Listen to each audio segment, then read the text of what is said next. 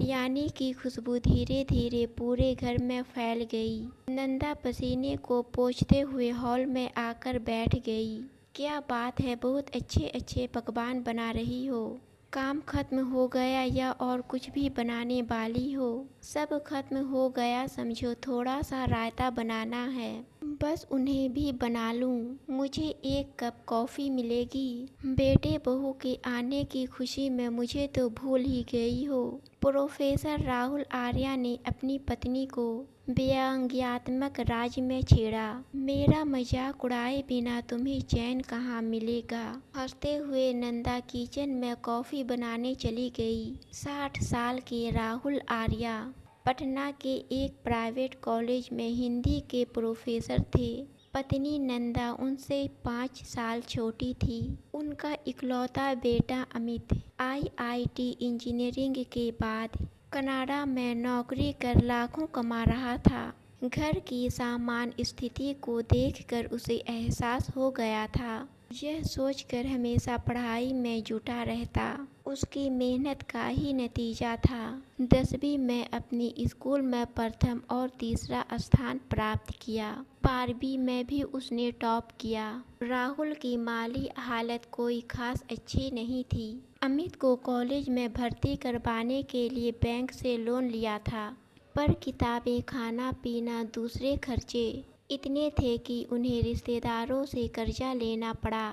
एक छोटा सा मकान था और गांव में थोड़ी बहुत ज़मीनें थी। गांव की ज़मीन को आखिरकार बेचकर किसी तरह कर्ज के भार से मुक्त हुए।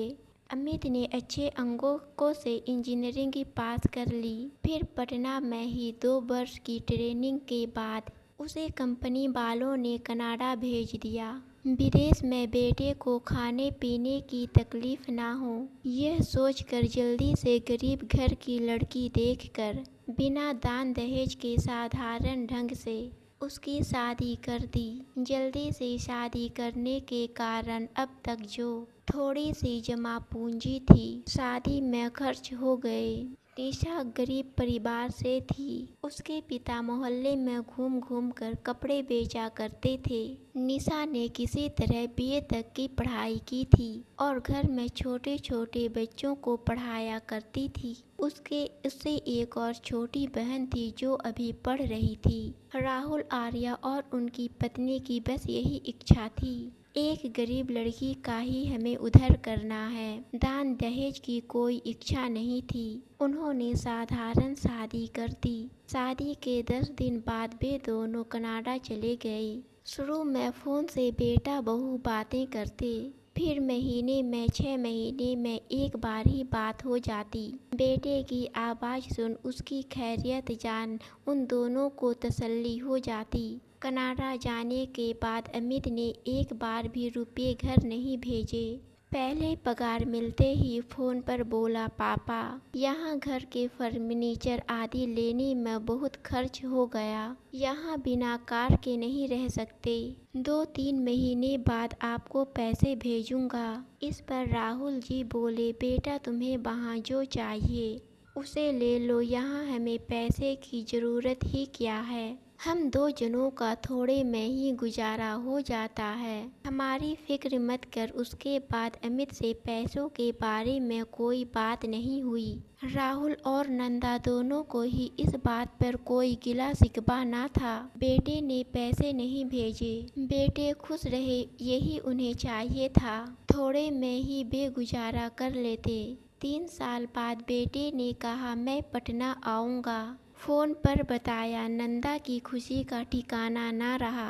नंदा से फ़ोन पर अमित अक्सर यह बात कहता था, मम्मी यह जगह बहुत अच्छी है, बड़ा सा घर है, बगीचा है, बर्तन और कपड़े धोने की मशीन है, आप और पापा दोनों आकर यहाँ हमारे साथ ही रहो। वहाँ कहाँ, यहाँ तुम्हारे पापा ने रिटायरमेंट होने के बाद पटना में अपना एक हिंदी सिखाने का केंद्र खोल रखा है, जिसमें विदेशी और गैर हिंदी भाषा वाले लोग हिंदी सीखते हैं। उसे छोड़कर तुम्हारे पापा आएंगे मुझे नहीं लगता। तुम पटना आओ तो इस बारे में सोचेंगे। अक्सर नंदा का यही जवाब होता था। बेटे के बार बार कहने पर नंदा के मन में बेटे के पास जाने की इच्छा जागृत हुई। अब वे हमेशा पति से इस बारे में कहने लगी, साल में तो कम से कम हमें अपने बेटे के पास जाना चाहिए। अब जब बेटे के आने का समाचार मिला तो खुशी के चलते उनके हाथ पैर ही नहीं चलते। हमेशा मन में एक ही बात चलती कि बेटा आकर कब ले जाएगा। अमित जिस दिन आने वाला था उस दिन उसे हवाई अड्डे जाकर लेकर आने की नंदा की बहुत इच्छा थी, परंतु अमित ने कहा, माँ आप परेशान ना हों, क्लीयरेंस होने में बहुत समय लगेगा, इसलिए हम खुद ही आ जाएंगे। उसके ऐसे कहने के कारण नंदा उसका इंतजार करते हुए घर में अंदर बाहर चक्कर लगा रही थी। सुबह से ही बिना खाना पीना खाए उसका इंतजार करते करते शाम हो गई। 5 बजे अमित और बहू आए, आरती कर बच्चों को अंदर ले गई। नंदा की खुशी का ठिकाना नहीं था। बेटे और बहू और भी गोरे और सुंदर दिख रहे हैं। राहुल बोला, सुबह से तुम्हारी माँ बिना खाए तुम्हारा इंतजार कर रही है। आओ बेटा जल्दी से खाना खा लें। नहीं पापा, हम निशा के घर से खाना खाकर आए हैं। मम्मी आप अपने हाथों से मुझे कॉफ़ी बना दो, वो ही काफ़ी है। जो स्वाद आपके कॉफ़ी में होता है वो कोई कॉफ़ी में नहीं। फिर दोनों का ध्यान गया कि उन दोनों के साथ में सामान वगैरह कुछ भी नहीं। निशा अपने हाथ में पकड़े कपड़े के थैले को सास को दिया। उसमें एक साड़ी, ब्लाउज, कुछ चॉकलेट और 1-2 कपड़े थे। नंदा का दिल बूझ गया। बड़े चाव से बनाया था खाना, यूं ही ढका पड़ा था। कॉफ़ी पीने के बाद थोड़ी देर बात करने के बाद अमित बोला, ठीक है पापा, हम कल फिर आते हैं। हम निशा के घर पर ही ठहरे हैं। 2 महीने की छुट्टी है कहते हुए चलने के लिए खड़ा हो गया। निशा शब्दों में शहद घोलते हुए बोली, माँ जी आपने हमारे लिए इतने प्यार से खाना बनाया है, फिर भला कैसे ना खाएं। फिलहाल भूख नहीं है, पैक करके साथ ले जाती हूँ। और सास के बनाए हुए पकवानों को समेटकर बड़े अधिकार से पैक कर दोनों मेहमानों की तरह चले गए। नंदा और राहुल आर्या एक दूसरे का मुंह ताकते रह गए। राहुल पत्नी के सामने अपना दुख जाहिर नहीं करना चाहते थे। नंदा तो उनके जाते ही मन के टूटने से बड़बड़ाने लगी।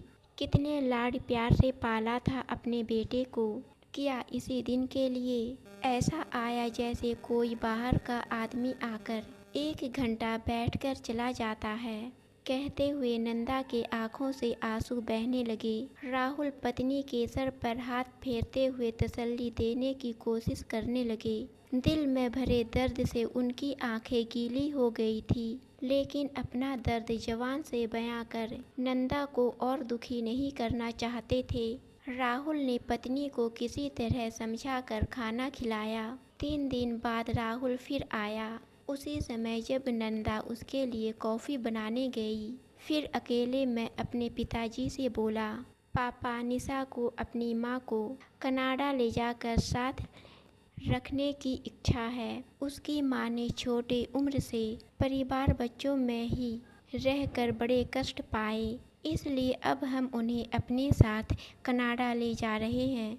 आप सब बातें अच्छी तरह समझते हैं, इसलिए मैं आपको बता रहा हूँ। मम्मी को समझाना अब आपकी जिम्मेदारी है। फिर निशा को कनाडा में अकेले रहने की आदत हो गई है। आप और माँ हमेशा वहाँ नहीं रह सकते। निशा को अपनी प्राइवेसी चाहिए। मम्मी और निशा साथ नहीं रह सकती पापा।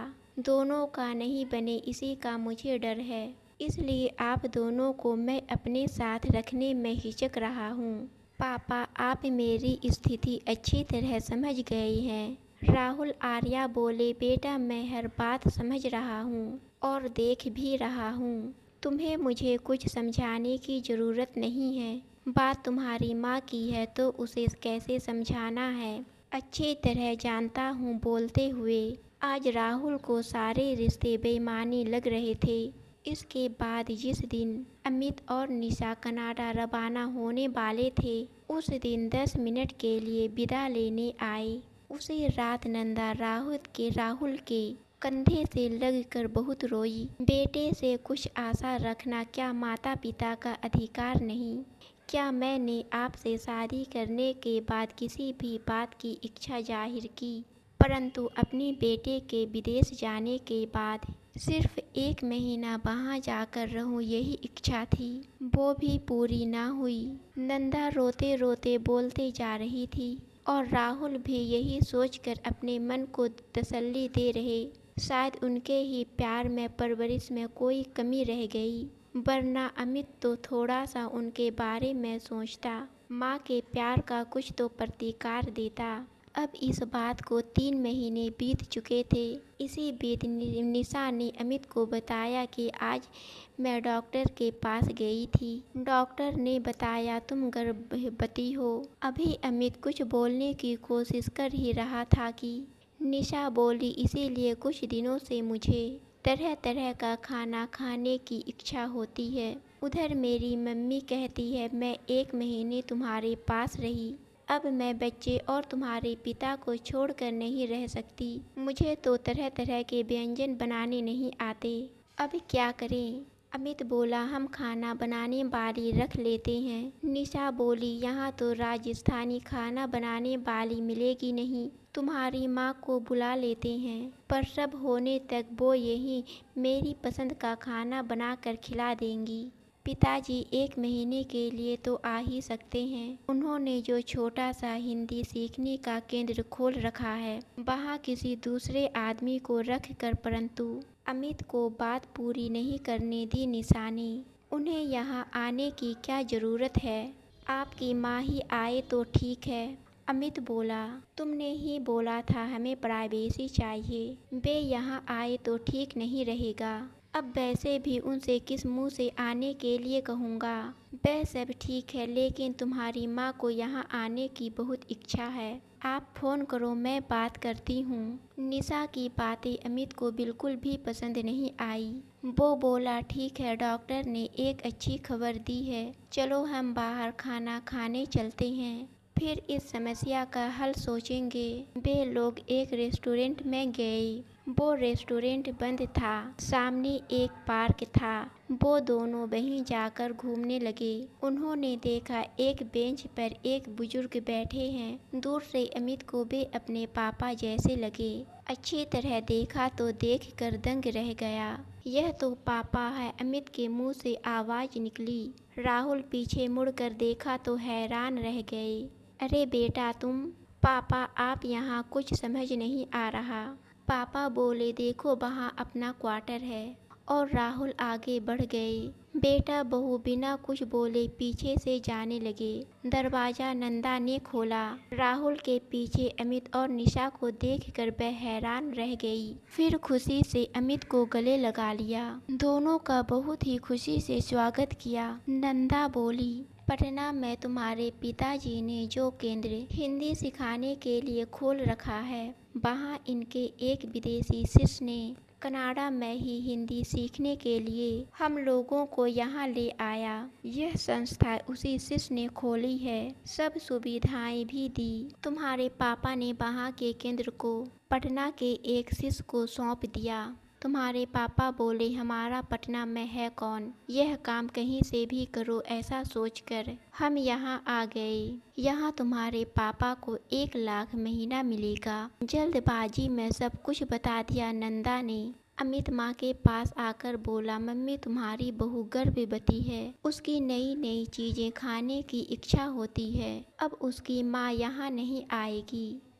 आप दोनों प्रसव तक हमारे साथ रहो तो अच्छा है। वह तो नहीं हो सकता बेटा, तुम्हारे पापा का यहाँ केंद्र सुबह और शाम खुलेगा, उसके लिए यहाँ रहना ही सुविधाजनक है। मम्मी पापा नहीं आए तो कोई बात नहीं, आप तो आइएगा। नहीं बेटा, उनकी उम्र हो चली है, इनको देखना ही मेरा पहला कर्तव्य है। यही नहीं, मैं भी भारतीय व्यंजन बनाकर केंद्र के बच्चों को देती हूँ, इसका मुझे लाभ तो मिलता ही है, साथ में बच्चों के साथ रहने से आत्मसंतुष्टि भी मिलती है। चाहो तो तुम दोनों यहाँ आकर रहो, जो तुम्हें चाहिए मैं बना दूंगी। नहीं माँ, यहाँ का क्वार्टर बहुत छोटा है, अमित खींचने लगा। हाँ ठीक है, यहाँ तुम्हें प्राइवेसी नहीं मिलेगी। बही मैं उसे भूल गई। ठीक है बेटा, मैं रोज इसकी पसंद का खाना बना दूंगी, तुम आकर ले जाना। नहीं मम्मी, मेरा ऑफिस एक तरफ, मेरा घर दूसरी तरफ,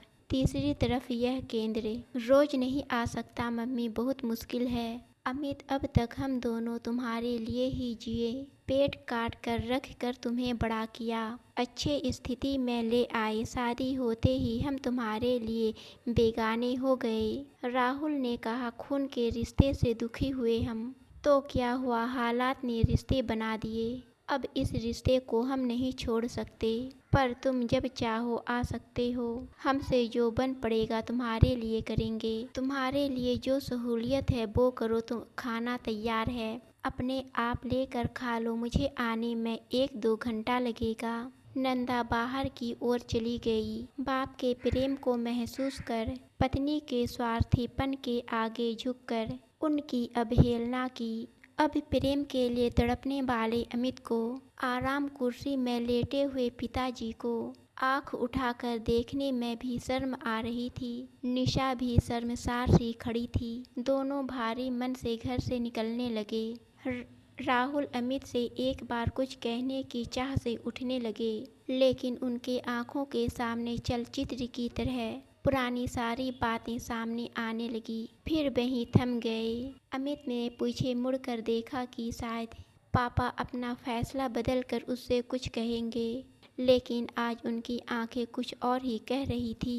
इस सब के लिए कसूरवार वह स्वर था, इस सब के लिए कसूरवार वह खुद था। अमित का गला रूंध गया। पापा का पैर पकड़कर उनसे माफ़ी मांगने के काबिल भी नहीं रहा था। वहाँ से अपनी पत्नी के साथ भारी मन से रवाना हुआ। दोस्तों, आपको कहानी पसंद आई तो चैनल को सब्सक्राइब और वीडियो को लाइक ज़रूर करें।